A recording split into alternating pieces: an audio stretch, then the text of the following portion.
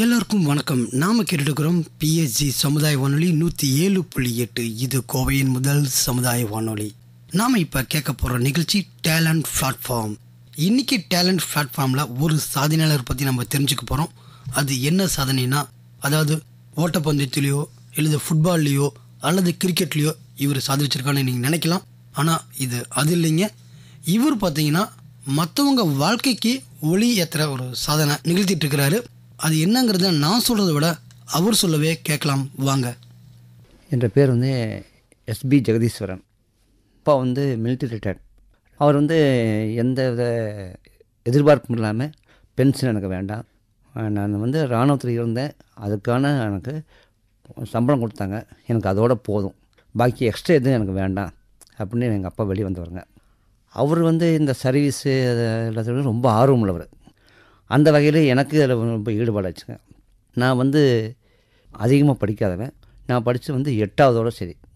8ஆவதுக்கு மேலே எனக்கு படிக்க வைக்கிறதுக்கு வீட்டில் அதை வாய்ப்புலாம் போச்சு. அதில் என்னாச்சுன்னா, நான் இப்போ சின்ன சின்ன ஒர்க் ஷாப் இருக்கிற வேலைக்கு போய் நான் ஒரு வகையில் turner machine all tools machine Jaya automotives கம்பெனியில் நான் டர்னராக இருந்தேன். அங்கே 25 வருஷம் சர்வீஸு. அப்படி இருக்கும்போது அப்புறம் அதுலேருந்து நாங்கள் வெளியே வந்த பின்னால், வாலண்டியர் ரிட்டைர்மெண்ட்டில் வெளியே வந்த பின்னால் ஒரு கேபிள் ஆப்ரேட்டர் இருந்தேன். அப்படி இருக்கும்போது எனக்கு 84 எனக்கு திருமணம் ஆச்சு. ஆனால் 80 ஒரு பத்திரிக்கை நான் படிக்க வேண்டிய சூழ்நிலை வந்தது. அந்த பத்திரிக்கையை படிக்கும்போது என்னாச்சுன்னா, ஒரு பக்கம் பாம்பு மன்னன் பார்சாரதி, பாம்பு விஷத்தந்துக்குள்ளே 18 நாள் இருந்தார், 20 நாள் இருந்தார்னு ஒரு, அதே மாதிரி மருதமலையில் பின்னோக்கி நடந்தார், பின்னோக்கி இறங்கினார் அப்படிங்கிற ஒரு சாதனைன்னு போட்டுருந்தாங்க.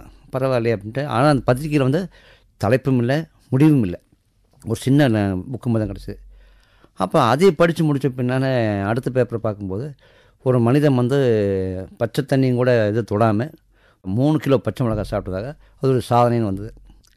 பரவாயில்ல, நாம் 1 மிளகாய் சாப்பிட்டாலே நம்ம சிரமப்படுறோமே, அவன் 3 கிலோ பச்சை மிளகாய் சாப்பிட்டு சாதனை பண்ணி காமிச்சிட்டு வித்தியாசமாக இருந்தோம்.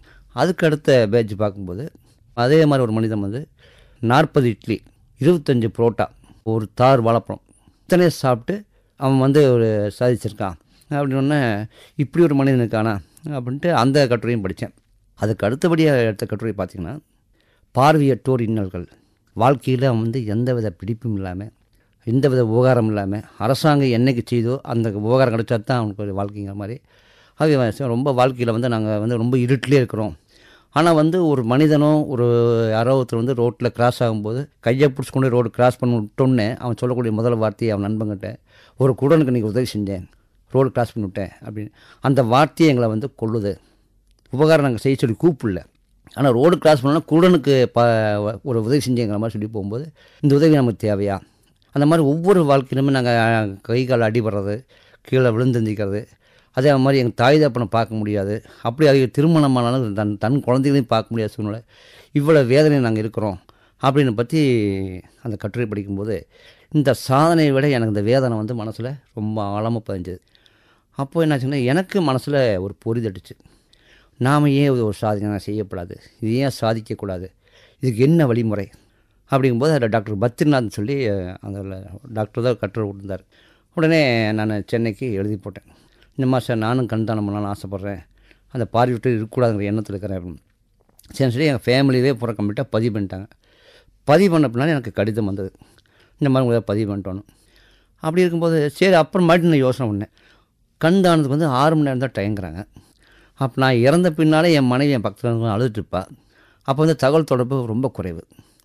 அப்படிங்கும்போது தகவல் கொடுத்து அவங்க 6 மணி நேரத்துக்கு எப்படி எடுப்பாங்க, இது ஒரு சரியான ஒரு நமக்கு வழி கிடைக்கலையே அப்படின்ட்டு நம்ம சிங்கனூர் வரராஜபுரத்தில் டாக்டர் பரசுராம்னு ஒரு டாக்டர் இருந்தார், கண் டாக்டர். அவரை போய் நான் கன்சல்ட் பண்ணேன். சார், இந்த மாதிரி பண்ணணுங்க, ஏன் அவ்வளோ தூரமெல்லாம் சிரமப்படுறேன். வெஸ்ட்டு பொன்னுரங்க ஸ்ட்ரீட்டில் டாக்டர் ஆர்வி ரமணின்னு இருக்கார். அவர் ராவ் ஹாஸ்பிட்டலில் தனியாக டிஸ்பென்சர் வச்சு கண்ணு பொருத்திட்டு இருக்காங்க, நீங்கள் அவரை போய் பாருன்னு அவர் சொன்னார். எனக்கு சரியான ஒரு மைல் கல் மாதிரி அமைஞ்சுது. அவர் போனோன்னே அவருக்கு எனக்கு நல்லா என்கரேஜ் பண்ணார். கண்தானா என்ன, எப்படி எடுக்கிறது, எப்படி பொறுத்துறது எல்லாருமே. அப்போ வாய்மொழியாகவே சொல்லும்போது எனக்கு நல்ல மனசு பதிஞ்சு வச்சு. இப்போ அதாவது 6 மணி நேரத்துக்குள்ளே, இறந்த 6 மணி நேரத்துக்குள்ளே தான் கண் தானம் எடுத்தாகணும். கண் தானத்துக்கு வயது வரம்பு இல்லை. கண் ஆப்ரேஷன் பண்ணியிருந்தாலும் கண் தானம் பண்ணலாம். ப்ரெஷர் சுகர் இருந்தாலும் கண் தானம் பண்ணலாம். அதே மாதிரி கண் வந்து ஆப்ரேஷன் பண்ணி லென்ஸில் பொறுத்திருந்தாலுமே அவையும் கண் தானம் பண்ணலாம். அந்த வகையில் நல்ல ஒரு வழிமுறை சொல்லி கொடுத்தாரு. கண் தானம் பண்ண முடியாத யாருன்னு சொல்லும்போது இறக்கும் தருவாயில் காமாலை, எய்ட்ஸ், பிளட் கேன்சர், அதே மாதிரி பாய்சன் சாப்பிட்டது, சூசைட் பண்ணது, சுருக்கு மாட்டினது, அவை வந்து பாரு வந்து யூஸ் ஆகாது. விபத்து இருக்கிறவங்களையும் தானம் எடுக்கலாம். ஆனால் இந்த பாக்கி இந்த 4 பேர் மட்டும் கண் தானம் எடுக்க முடியாதுன்னு விளக்கமாக சொல்லி, அப்போ எனக்கு வந்து எங்கள் ஃபேமிலியை பதிவு பண்ணுறதுக்கான கார்டெல்லாம் கொடுத்தாரு. அதை கொடுக்கும்போது ஒரு 5-6 காப்பி கொடுத்தாரு. நாங்கள் வீட்டில் எல்லாம் பதிவு பண்ணிவிட்டு கொண்டு ஹாஸ்பிட்டல் கொண்டு கொடுத்தேன். அப்போ வந்து எனக்கு வசதி வாய்ப்பு குறைவாக இருந்தாலுமே சைக்கிளில் தான் போவேன். எங்கள் சிங்கனூர் வந்து பால் கம்பெனி வரைக்கும் வெஸ்ட் பொங்கல் அரசு வரைக்கும் சைக்கிள் தான் போவேன். போய் நான் 2 ஃபார்மு 4 ஃபார்மு. அப்போ ஜெராக்ஸ் வசதியும் இல்லை. 2 நாள் ஜெராக்ஸ் எடுத்து வச்சுப்பேன். அப்போ எனக்கு தோல்வியன்மை தெரியல. அதனால் என்னாச்சு, போய் நான் அவளுக்கு காப்பி வாங்கிடுவேன். கடைசியில் அவர்கிட்ட எங்களுக்கு காப்பி ரொம்ப குறைவாக இருக்குது அப்படின்னு சொன்னார். ஆனால் வந்து நான் அந்த காப்பி வாங்கிட்டு வந்து பதிவு பண்ணி அதை திரும்ப கொண்டு டாக்டர் கொடுத்து அது பதிவு பண்ண கார்டு கொடுப்பாங்க. அந்த எந்த ஃபேமிலி வந்து எங்களை பதிவு பண்ணாங்களோ அந்த வீடு தேடி கொண்டு கொடுத்து அதில் விடாமல் நான் ஃபாலோ பண்ணிட்டு இருந்தேன். அப்படி இருக்கும்போது அத்தனை முயற்சி ஒன்றுமே எனக்கு ஒரு கண்தானம் ஒன்றும் கூட சிக்கலை. முதல் என்னோடய பாட்டி தவறினாங்க. அலமேல் அம்மான்னு சொல்லி எங்கள் பாட்டி அம்மாவோடைய அம்மா தவறினாங்க. அவை கண்கள் தானத்தை நான் முதல் எடுத்தேன். அது எனக்கு உண்மையிலே வந்து என்னமோ இமயமலை ஏறின மாதிரி எனக்கு ஒரு சந்தோஷம். 2 பேத்துக்கு பார்க்க விட்டோம். அதே மாதிரி எங்கள் வீட்டில் ஒரு பிராமின்ஸ் குடியிருந்தாங்க, கணேஷ் ஐயர்னு சொல்லுவாங்க. அவருடைய மாமியார் ராஜலட்சுமி அம்மா. அந்த அம்மாவோடைய கண்களை 2ஆவது எடுத்தேன். அப்படி எடுக்கும்போது கொஞ்சமாக படிப்படியாக எடுக்கும்போது என்னாச்சுன்னா ஒரு சில இடத்துல வந்து விழிப்புணர்ச்சி இல்லை. அப்போ எடுக்க போகும்போது தான் ஒரு வீட்டில் வந்து என்னை ரொம்ப தாக்கிட்டாங்க. எனக்கு பல்லெல்லாம் போச்சு. கிட்டத்தட்ட 8 பல் எனக்கு உடஞ்சி போச்சு. அந்தளவுக்கு என்னை அடிச்சிட்டாங்க. காரணம் விழிப்புணர்ச்சி இல்லை. அது என்ன சொன்னாங்கன்னா, என்ன சொல்லி அடித்தாங்கன்னா, பாம்பேயில் யாரோ டாக்டர் வந்து கிட்னி திருடி விற்கிறாங்க, அதே மாதிரி எங்கள் அம்மா கண்ணை திருடி விற்க வந்துட்டியா அப்படிங்கிற ஆக்ரோஷத்தில் என்னை அடிச்சிட்டாங்க. நான் அப்போ அடி வாங்கின்னு கூட சொன்னேன், முடிஞ்சால் கண்தானம் தரேன்னு சொல்லுங்கள், இல்லாட்டி இல்லைன்னு சொல்லுங்கள், நான் போட்டு போயிடுவேன். இத்தனை அடி அடித்து என்னை தாக்கி தான் பண்ணுங்கிறதில்ல அப்படி சொல்லும்போது அந்த ஒவ்வொரு அடியுமே திரும்ப நம்ம எடுக்கணுங்கிற எண்ணம் தான் எனக்கு வந்த வழியே. அந்த அடிக்கு பயந்து இதெல்லாம் இந்த வேண்டாத வேலை அப்படின்னு நான் ஒதுங்கலை. அப்படி கொஞ்சமாக முயற்சி பண்ணி தான் 100 ஜோடி கண்களை தானமாக எடுத்து அரிமா சங்கத்து மூலிமா எனக்கு இன்டர்நேஷ்னல் அவார்டு கிடச்சிது. அதே மாதிரி சங்கராசில் 150 ஜோடிக்கு லாங் சர்வீஸ் அவார்டு கொடுத்தாங்க. ஆனால் ஒவ்வொரு தடவையுமே டாக்டர் ஆர் ரமணி வந்து எனக்கு ஊக்கம் கொடுத்தே இருந்தார். ஒவ்வொரு தடவையும் சங்கராக வர சொல்லி எப்படி பண்ணலாம் எதுவும். அப்போ வந்து காலப்போக்கில் இந்த ஸ்லைடெல்லாம் சங்கராசில் ரெடி பண்ணி, அதே மாதிரி எங்கள் பகுதியில் ஒரு மண்டபத்தில் பிடிக்க சொல்லி டாக்டர் ரமணி இங்கேயே வந்து நல்லா ஸ்லைடு போட்டு எங்கள் மக்களுக்கெல்லாம் விழிப்புணர்ச்சி உருவாக்குனார். அதே மாதிரி அரிமா சங்கத்தில் வந்து என்னை வந்து ஆனரபிள் மெம்பராக என்னை நினச்சிட்டாங்க. ஏன்னா நல்லா சர்வீஸ் பண்ணுறேன் அப்படின்னு என்னை நினச்சிட்டாங்க. அப்போ என்னாச்சுன்னா, நான் ஒவ்வொரு தடவை கண்தானம் எடுக்கும்போது எந்த பகுதியில் கண்தானம் எடுக்கணும் அந்த பகுதிக்கு லைன்ஸ் கிளப் கூப்பிட்டு அந்த சர்டிஃபிகேட் நான் கொடுத்துருவேன். அப்படியாவது ஒரு விழிப்புணர்ச்சி பரவட்டேன். ஜெகதீஷை மட்டும்தான் எடுக்காமல் இல்லாமல் அதை அரிமா நண்பர்கள் எல்லாம் சேர்ந்து தெரிஞ்சு அவங்களும் எடுக்கட்டும் அப்படின்னு எந்த பகுதி கண்தானம் எடுக்கணும் அந்த டாக்டர்ஸ்க்கெல்லாம் அந்த அரிமாவுக்கெல்லாம் நான் வந்து அந்த சர்டிஃபிகேட் ஆகி கொடுத்துருவேன். இப்படி தொடர்ச்சியாக கொஞ்சம் கொஞ்சமாக பண்ணி 175 ஜோடிக்கு கரெக்ட் முருகானந்தம் அவர்கள் வந்து இந்த அளவுக்கு நல்லா பண்ணீங்க பாராட்டி என்னை கோவை மாவட்ட கிரீப் கவுன்சில், அதாவது துன்பத்தில் உதவுங்கிற பேரில் எனக்கு கார்டு கொடுத்தாங்க. அது எந்த நேரமே எங்கே போனாலுமே என்னை யார் தடை பண்ணக்கூடாது. ஏன்னா இறப்புங்கிறது எந்த நேரம் சொல்ல முடியாது. என்னை யார் தடை பண்ணக்கூடாது அந்த கார்டு எனக்கு கொடுத்தாங்க. அப்புறம் 200 ஜோடி எடுக்கும்போது பின்னணி பாடகர் மலேசிய வாசுதேவன், அரிமா சாரதாமணி பழனிச்சாமா, அதாவது அந்த அம்மா வந்து கவர்னர் இருந்தாங்க, கோவையில் வந்து அரிமாவில் கவர்னர் இருந்தாங்க. அந்த அம்மா அப்புறம் முக்கியமான பொறுப்பில் பெரியவர்களாம் சேர்ந்து என்னை பாராட்டி மெடல் கொடுத்தாங்க. 200 ஜோடிக்கு எனக்கு மெடல் கொடுத்தாங்க. அப்படியே சனஜனமாக எடுக்கும்போது 300 ஜோடிக்கு சென்னை ஆவடி பக்கத்தில் இந்து காலேஜில் என்னை கூப்பிட்டு டாக்டர் எம்எஸ் உதயமூர்த்தி எழுத்தாளர் அவர் அந்த முக்கியமான பெரியவர்களாக சேர்ந்து எனக்கு பொன்னாடை போற்றி என்னை பற்றி புக்கு வெளியிட்டாங்க. நான் படிக்காதவன், ஆனால் என்னை பற்றி புக்கு வெளியிட்டும் போது எனக்கு பெரிய சந்தோஷமாக இருந்தேன். இப்போ வந்து 402 ஜோடி கிட்டத்தட்ட 804 பேருக்கு பார்வை கொடுக்கறதுக்கு எனக்கு ஒரு வாய்ப்பு கிடச்சிது. அதில் வந்து இந்த கண்தானத்தில் மிகப்பெரிய பங்கு வந்து சிங்கனூர் பகுதியில் கேபிஆர் லைப்ரரி, வாணியர் சமூக சேவா சங்கம், அவை தான் வந்து எனக்கு முழு ஒத்துழைப்பு கொடுத்தாங்க. அந்த வீட்டில் அந்த ஏரியாவில் எங்கே இறப்பு ஏற்பட்டாலுமே உடனே ஜெகதீஷை கூப்பிடு அப்படி கூப்பிட்டு அந்த வீட்டில் அந்த ஏரியாவில் எங்கே எடுத்தானாலுமே அந்த இது வந்து என்னை கூப்பிட்டு கண்கள் தானம் எடுத்துக்கோங்க அளவுக்கு நான் விழிப்புணர்ச்சி நான் கொண்டு வந்தேன். இதுக்கு விழிப்புணர்ச்சி கொண்டு வரதுக்கு நான் என்ன பண்ணிக்கேன்னா, இறந்த வீட்டில் கண் தானம் எடுக்கிறது மட்டும் அல்லாமல் அவங்களுக்கு அந்த பாடி வந்து மின்சார மயானத்துக்கு போகிறதுக்கு அதுக்கான சர்டிஃபிகேட், அதே மாதிரி அந்த டாக்டர் சர்டிஃபிகேட் இருந்தால் தான் மின்சார மயானத்தில் இந்த பாடி எடுத்துக்குவாங்க. அதுக்கான டாக்டர் கையெழுத்து வாங்குறது, டாக்டர் கூப்பிட்டு வர்றது, இந்த வேலையெல்லாம் செஞ்சு கொடுப்பேன்.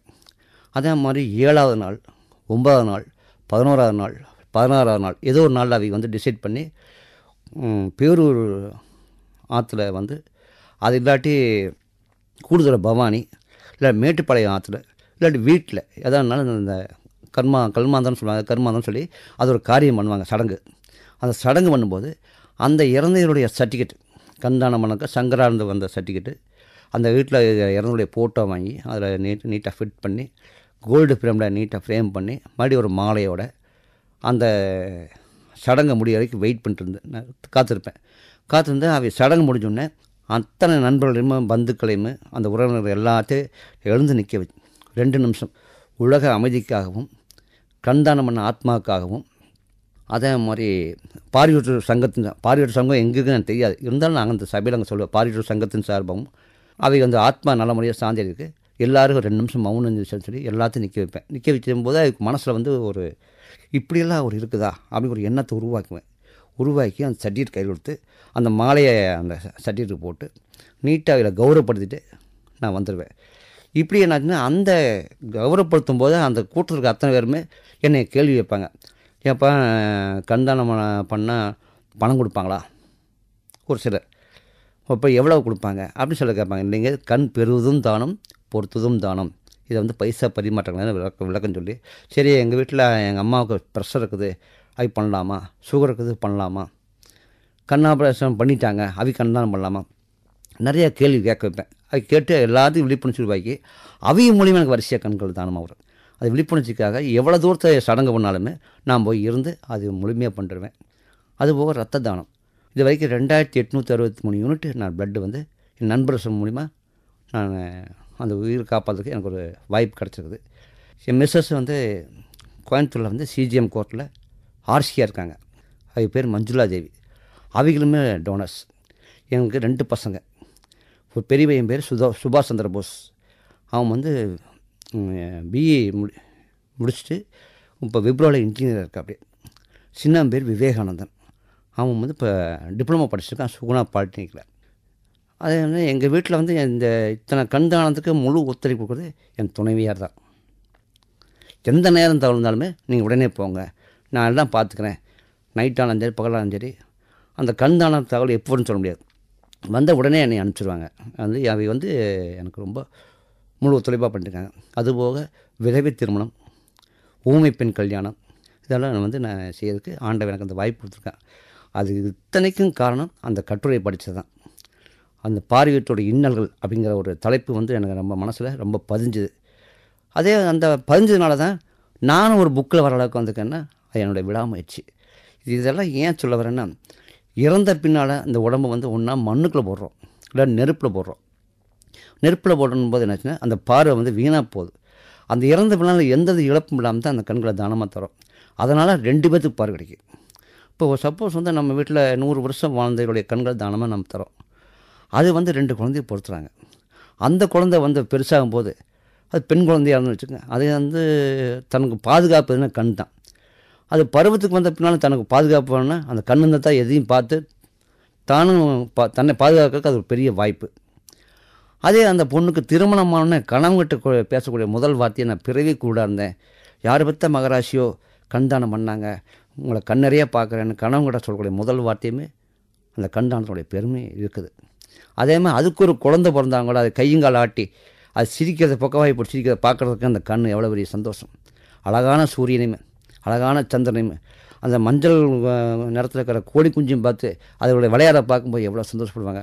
அது பூ நுகர்றது தான் செய்கிறோம், ஆனால் பூ கண்ணில் பார்க்கணுன்னா அந்த கண் இருந்தால் தான் பார்க்க முடியும்.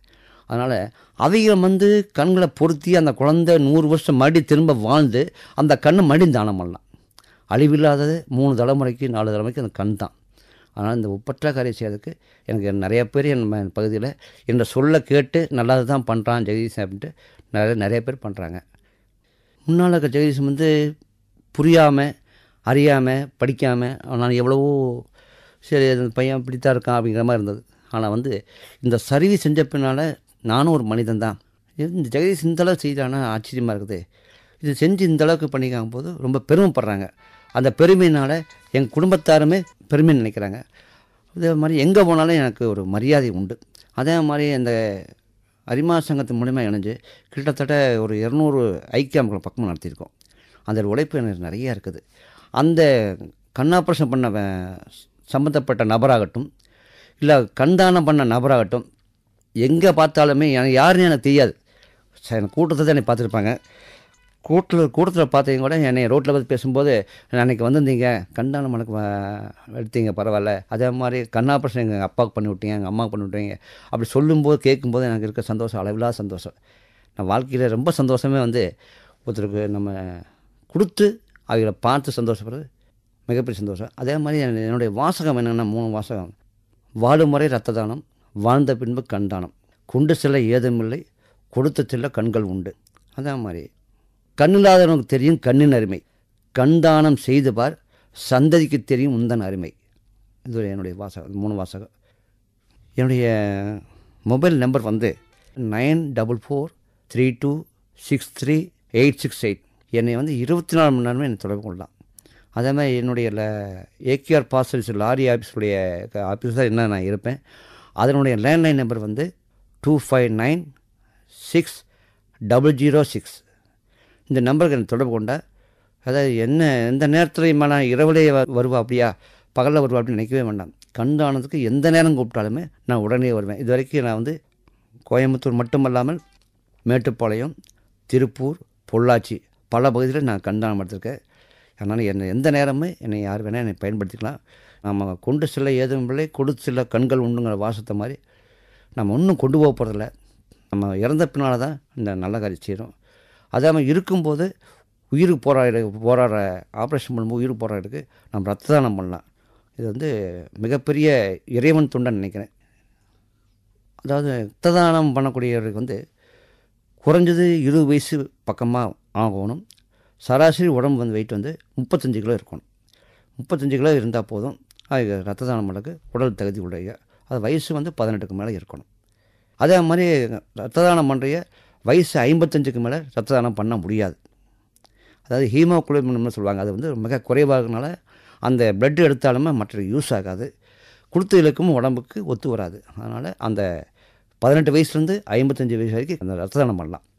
அதே மாதிரி சில நேரங்களில் வந்து டாக்டர்களுக்கே அபூர்வமாக கிடைக்கக்கூடிய குரூப் வந்து ORH பாம்பே பினோடைப். அதாவது 100 பேர் ஜனங்க மத்தியில் அதை செக் பண்ணி பார்த்தோம்னா ஒரு 100ல் வந்து 60 பேர் வந்து O பாசிட்டிவ் இருப்பாங்க, 25 பேர் B பாசிட்டிவ் இருப்பாங்க, 15 பேர் A பாசிட்டிவ் இருப்பாங்க. ஒரு 5% தான் வந்து AB negative, O negative, B negative, இந்த மாதிரி அபூர்வமான குரூப் இருக்குது. ஆனால் லட்சத்தில் ஒருத்தருக்கு அந்த குரூப்னா ORH பாம்பே பினோடைப். அந்த ரத்த குரூப்பும் கூட எங்களோட கைவசம் ஒரு 3 குரூப் இருக்காங்க. எந்த நேரமே என்னை தொடர்பு கொள்ளலாம். கண்தானம் செய்யறதுக்கு வயது வரம்பு இல்லை. கண் ஆப்ரேஷன் பண்ணியிருந்தாலும் கண்தானம் பண்ணலாம். பிறந்த குழந்தையிலேருந்து கண்தானம் பண்ணுறதுக்கு பிறந்தோடனே இறந்து போகிற ஒரு குழந்தை, அந்த குழந்தைய கண்களையும் கூட தானம் பண்ணலாம். அது வந்து ஃபஸ்ட்டு குவாலிட்டி A கிரேட். அந்த கண் வந்து கிடைக்காது. அதுக்காக நம்ம அந்த குழந்தை உயிர் விலையில் அந்த வயசுலேருந்து பிறந்துலேருந்து இறக்கும் வரை, அதாவது 100 வயசு, 105, 110 வயசு வரைக்கும் வாழ்ந்தாலுமே அந்த கண்கள் வந்து உண்மையிலே வந்து யூஸ் ஆகும். புரை இருந்தாலும் புரை நீக்கம் பண்ணித்தான் அந்த கண்கள் நம்ம வச்சு நம்ம பாதுகாத்துருக்கோம். நாம் எல்லாருமே ஒவ்வொரு மனிதனுமே ஒரே தொப்புள் குடியிலிருந்த பிறந்து வளர்ந்தைய எல்லாருமே மனிதர்கள் தான். இதில் வந்து ஜாதிகள் இல்லை, மதங்கள் இல்லை, இனங்கள் கிடையாது. எல்லாத்துக்குமே சிவப்புரத்தம் தான்.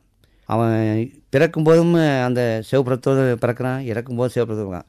அதில் வந்து நான் படித்தவன், பண்டிதன், பலசாலி, செல்வாக்குள்ளவன், தெனாவிட்டவன், திமிழ் எந்த வகையான இருந்தாலுமே அவன் மனிதன். ஆனால் அவன் இறக்கும் வரை மனிதநேயத்தோடு வாழ்ந்தால் மனித சமுதாயம் நல்லா இருக்கும். வந்து நான் படிக்காமே இருந்தாலுமே நான் இந்தளவுக்கு வெளி உலகத்தில் பேசி நான் கொஞ்சம் ஏதாவது தெரிஞ்சதுனால என்னுடைய மனசுக்கு பட்டதையுமே நான் உங்களுக்கு எல்லாத்தையுமே விளக்கமாக சொல்லிக்கிறேன். மனிதனாக பிறப்போம், மனித நேயத்தோடே மடிவோம். கொண்டு செல்ல ஏதுமில்லை, கொடுத்து செல்ல கண்கள் உண்டு. வணக்கம். என்னங்க, நம்ம சாதனையாளர் ஜெகதீசன் அவர்கள் சொன்னதை கேட்டிங்களா? இதை கேட்டோன்னே நமக்கும் ஏதோ சாதிக்கணும் போல தோணுதில்ல.